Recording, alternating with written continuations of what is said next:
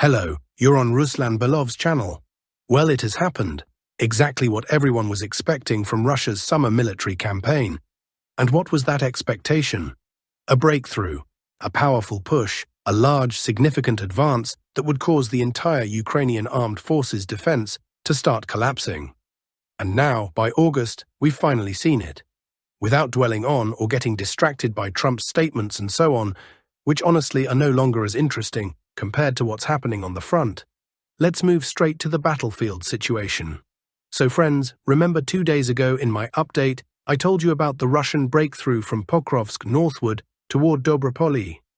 At that time, there were no reports from any other military bloggers. I only had information directly from guys on the ground. I shared it with you, but warned that there was no visual confirmation yet. Well, yesterday, confirmations arrived, including from the Ukrainian side, and it turns out the situation for the Ukrainian armed forces is many times worse than we thought back then. Do you know how much territory the Russian army captured over the past 24 hours? 112 square kilometers. There were advances in many different sectors, but let's start with the main one. Officially, the front in the Pokrovsk-Dobropolye sector for the Ukrainian armed forces has collapsed. That's a fact. Look, here's what the Ukrainian map shows us, and here's what this map shows us. And keep in mind, American cartographers only depict what has been confirmed by visual control footage. In reality, and we'll break this down later, Russian forces have advanced 10 to 12 kilometers farther north than what is shaded on the Ukrainian deep state map. Imagine that, even the shaded areas alone are impressive.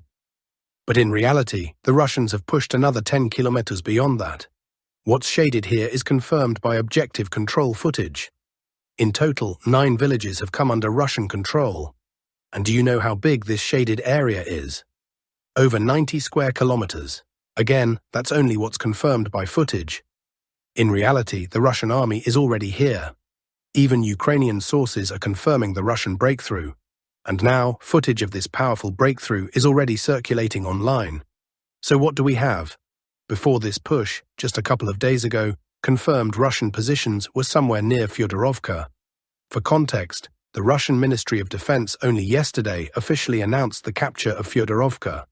Now, Russian positions are on the outskirts of Novovodyannoye. Deep State marks this as a grey zone, but it's not grey at all. Here's why. See the village of Zolotoy Kolodez? And see the village of Veseloye.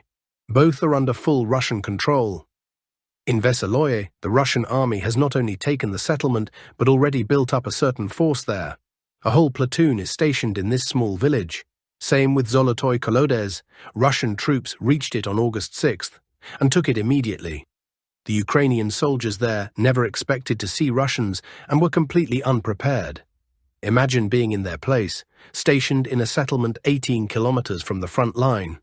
You know the average Russian. Advance rate 1.5 to 3 kilometers a day. Occasionally 4 to 5 kilometers, but never 18 kilometers in one leap. So they were relaxed, and then Russian troops suddenly showed up saying, "Hello." But that's nothing compared to what came next. How about this? The Dobropolye-Kramatorsk highway has been cut. Or that Russian troops have already reached the approaches to Grishino, meaning thousands of Ukrainian soldiers in Pokrovsk are now trapped. What is this on the map, if not a full-scale breakthrough? Well, not the entire front, but the Pokrovsk sector, which is now really the Dobropolye sector. When you advance 20 kilometers deep in just a few days, that's a real breakthrough. We haven't seen anything like this since March 2022. Now, some details. The Ukrainian maps don't show everything. Of course, they're Ukrainian maps. The very fact they admitted this is indirect proof the situation is far worse for them. First, see the town of Belitskoye, a small town of 10,000 people. In reality, it's already blocked from 2 sides. From the south, Russian positions are here, near Shevchenko and Novoalexandrovka, at the approaches to Grishino, and from the east. Right now, Russian troops are trying to bypass the town from the north to quickly finish the job. Also, 2 days ago, it was reported that Russian recon units were seen in the vicinity of Dobropolye. Yesterday, local Ukrainian sources from Dobropolye said Russian recon units were not in the vicinity, but inside Dobropolye itself. In addition, the Dobropolye-Druzhkovka road is fully cut and under Russian physical control. Our forward positions have also reached the village of Novodyannoye, east of another town, Belozerskoye, though it's unclear how firm Russian control is there. What is certain, the Dobropolye-Kramatorsk road is under full Russian fire control. Some Ukrainian sources even claim it's physically cut as well. If Russian control near Novodyannoye is stable, then yes, the road is physically severed. The big question now, did even the Russian command expect such a breakthrough? I mean, not us watching, but the military leadership. In other words, does the Russian army have enough forces here to exploit the success before the Ukrainians recover and stabilize the front? My answer, yes, the command anticipated this. How do I know? I had contact with someone from the Novopavlovka sector, a storm detachment fighter. They were pulled from there in late July and redeployed here. The Somali battalion was also sent here. This was when a gap was found near Rodinskoye, and they started pushing through. That's just what I know. I'm sure forces from other sectors were also redirected here once the gap was spotted. So yes, there are forces here. I won't say how many, that should remain secret. But the guys are moving forward. The immediate task, encircle Belozerskoye from the north while deepening the breakthrough between Rodinskoye and Belitskoye, aiming to take 6 towns in one operation. Pokrovsk, Mirnograd, Rodinskoye, Belitskoye, Dobropolye, and Belozerskoye. It's a huge task, but as you can see, it's working so far. Ukrainian troops are fleeing in panic, abandoning positions. The only question, how far can they be pushed before they regroup and dig in somewhere? And here's the most surprising thing. This wasn't an unprepared sector. It was fortified. Modern fortifications had been built here. Ukrainian sources like Deep State confirm this, but they didn't help. Russian troops simply bypassed them. Now these fortifications are under Russian control. All right, let's quickly run through other sectors. Southwest of Konstantinovka, advance 3 km northwest of Poltavka, plus 1 km northeast of Rusiny Yar, plus 250 meters towards Stepanovka. About 9 SQ kilometers gained. Lyman sector, advanced over 1 km near the village of Kolodezi, entered from the east and secured positions there. About 3 SQ km gained. Kharkov region advanced nearly 3 km and took the village of Zelyony Gai with visual confirmation footage. About 7 SQ km gained. Sumy region advanced 1 km west of Yunakovka. In total, confirmed Russian territorial gains over the past 24 hours, 112 SQ kilometers. In reality, about 50 SQ kilometer more, but we're waiting for footage to confirm. Now, how will these advances affect the war overall? Rapid changes in several sectors of the Ukrainian front have been observed in recent days. In particular, the Russian breakthrough toward Dobropolye not only strengthens the encirclement of Krasnoarmysk, but also opens a new offensive axis. How was this result achieved? And what does it mean for the course of the entire war? Over the past 2 days, the combat situation in the Pokrovsk direction has changed dramatically. North of the Pokrovsk-Mirnohrad agglomeration, Russian forces entered the large village of Rodinske, which is key to the Ukrainian Armed Forces UAF defense. Fighting is now taking place on its western outskirts.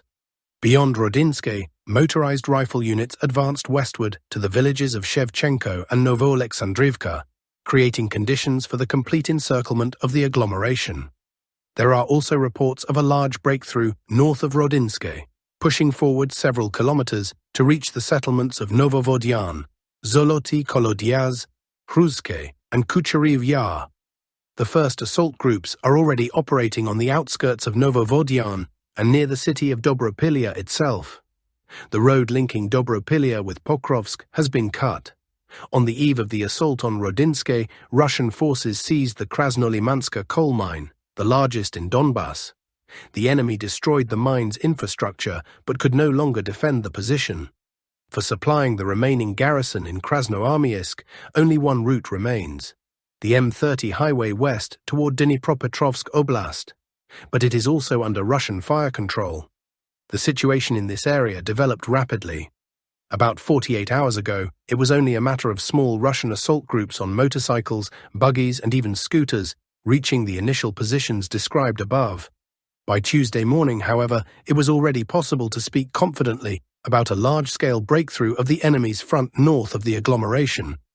One comparable in scope, results and consequences to the breakthrough at Ochrytyn, which led to the collapse of the UAF's line across a wide front. Now Dobropilya, a city of 30,000 with 2 large coal mines, a former reinforced concrete pipe plant, and a railway station, has become the new Ochrytyn. Until recently, it served as a key rear position for the UAF group defending the agglomeration. For Russian forces, Dobropilya is not only one of the keys to fully encircling the Krasnoarmysk-Dimitrov agglomeration, but also a convenient launching point for an advance northeast, along the highway directly to Kramatorsk and Druzhkivka. After the liberation of Dobropilya, where, according to the 2001 census, over 60% of the population considered Russian their native language, and another 1% named Greek, a bridgehead will be created for movement toward Kramatorsk and, in essence, a new operational axis. This is in addition to Dobropilya's recent role in UAF defenses of Krasnoarmysk and Dimitrov.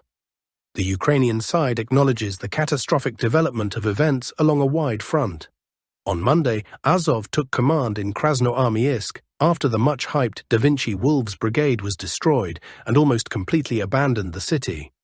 Azov commanders have been sending panic messages to Kiev, stating that the Krasnoarmysk-Dimitrov UAF grouping is essentially encircled and that Kostiantynivka is in a semi-encirclement. In Pokrovsk itself, about a week ago, small Russian assault groups were already recorded in the city center, reaching as far as the central market and the square where administrative buildings are located. There was also evidence of a crossing of the railway into the northern part of the city near the passenger station, with advances along Tsentralna and Marshal Moskalenko streets. In addition, the enemy is still offering resistance in the Shakhtarsky neighborhood on the city's southern outskirts. Centralized UAF defense of the agglomeration has almost ceased to exist. Initially, these advances were seen as reconnaissance in force operations without attempts to hold ground. But the results showed that the enemy's resistance in the agglomeration was very weak and its defensive coordination had collapsed. This was partly due to a shortage of reserves. Moreover, Kiev took a long time to decide on the so-called main strike direction, though in hindsight the UAF admits that there is no single main Russian direction. Assault operations are being carried out all along the front with rapid advances. Such speed has not been seen since the Ochrytyn breakthrough. Some UAF units were even pulled from this sector to be redeployed to Sumy Oblast, a purely political decision, as military operations in Ukraine are long planned, not in the General Staff, but in the President's office, based on political PR considerations rather than military logic. The shortage of reserves and manpower in the UAF's defensive depth in this sector is being partly compensated by what they call a drone curtain. But this tactic has failed, despite the huge role of UAVs in modern warfare, because such a curtain can be overcome by small assault groups while simultaneously targeting and destroying drone operators. The situation has also changed in adjacent sectors. The pocket south of the Klebenbeek Reservoir on the approaches to Kostiantynivka is nearly 90% closed. After the capture of Alexandro Kalinov, the UAF still holds only one strongpoint on the reservoir's eastern bank, through which troops can withdraw only in small groups. Optimistic estimates suggest 2 brigades, up to 3,000 personnel, are trapped in the encirclement. The situation at the reservoir is so dire for the UAF that they have abandoned attempts to break out. There are reports of isolated attempts to swim across the reservoir to escape. It should be noted that in both Kostiantynivka and Krasnoarmysk, Kiev refuses to give withdrawal orders, leading to the loss of entire units. For example, 2 brigades in Klebenbeek and Pleshchiyivka still had an opportunity to retreat through the last strongpoint into Kostiantynivka a week ago, but UAF command left them without support. East of Kostiantynivka, Russian forces advancing from Chasiv Yar have taken Predtekhine, a suburb of Kostiantynivka. Slightly to the south, fighting is taking place for Alexandro Shulhain, the last settlement partially held by the UAF grouping that previously relied on Bila Hora and covered Kostiantynivka from the southeast. The defeat of this autonomous UAF group has destroyed the integrity of Kostiantynivka's defense. North of Chasiv Yar, Russian forces have advanced beyond Hrihorivka, along the Siversky-Donetsk-Donbass Canal toward Markov and Novomarkova, close to Kramatorsk. Until now, there had been no advance in this direction, as Russian command traditionally prefers to keep flanks secure, a role previously played by Chasiv Yar. Moreover, movement north of Chasiv Yar creates the conditions for a full encirclement of Kostiantynivka. The Ukrainian army is reportedly withdrawing units from the front line into the city itself, but holding it in this situation is pointless. In essence, in the past few days, the UAF front has collapsed over a wide area, with the direct threat of losing several major cities and agglomerations that had been turned into defensive strongholds. In the territory of the Donetsk People's Republic, only one fortified agglomeration remains, the Kramatorsk-Sloviansk area, but fighting is already taking place right next to it. The speed of Russian advances on several fronts is so unprecedented that one can speak of the deep destruction of the UAF's defensive system. All of this, in addition to the main successes, creates a new backdrop for the upcoming meeting between the presidents of Russia and the United States in Alaska. Such breakthroughs clearly demonstrate that the situation along the line of contact is entirely under Russian control, with the initiative belonging to Russian forces not in just one sector, but along almost the entire front. Fighting is also underway for Kupiansk and Siversk. There are advances near Vovchansk and in close proximity to Krasny Lyman. Following the breakthroughs north of Krasnoarmeysk and Dimitrov, as well as near Chasiv Yar, new operational axes toward Kramatorsk and Sloviansk from the west, south, and east may soon emerge. This would mean the destruction of the enemy's front cohesion over several hundred kilometers.